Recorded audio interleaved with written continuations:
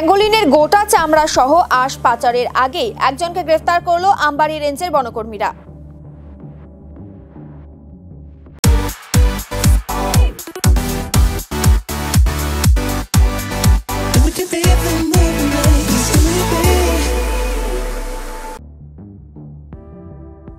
আমবাড়ি রেঞ্জের রেঞ্জার আলমগীর হকের নেতৃত্বে ওদলাবাড়ি এলাকায় অভিযান চালিয়ে প্রায় ৮০ সেন্টিমিটার প্যাঙ্গোলিনের চামড়া সহ আঁশ উদ্ধার করা হয়।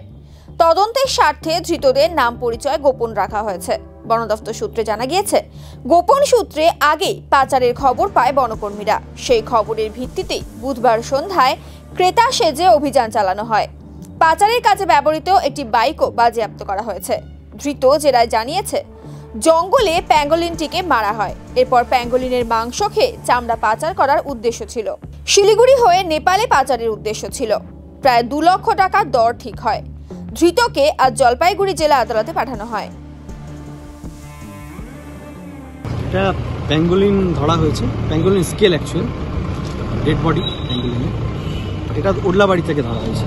আমাদের কাছে ইনফরমেশন ছিল, আমরা ক্রেতা সেজে গিয়েছিলাম, তারপর ওরা ধরা পড়ে যায়, মালটা নিয়ে আসার সাথে একজন ধরা পড়ে, আরও 2জন পালিয়ে গেছে। ওরা বাইকে এসেছিল, মোটর বাইক। এগুলো অ্যাকচুয়াল ওরা বিক্রি বাটা করে একটা ধারণা আছে কি ওষুধ হয় বা এই জাতীয় কিছু হয়, এরকম একটা মানুষের মধ্যে ভ্রান্ত ধারণা আছে।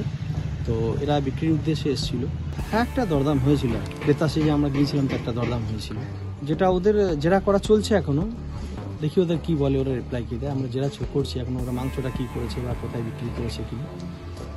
50,000 लोगों को अपनी मंजिल से है जोड़ा और नई उत्साह के साथ आए हैं फिर से थामने आपका हाथ। श्री शांति होंडा।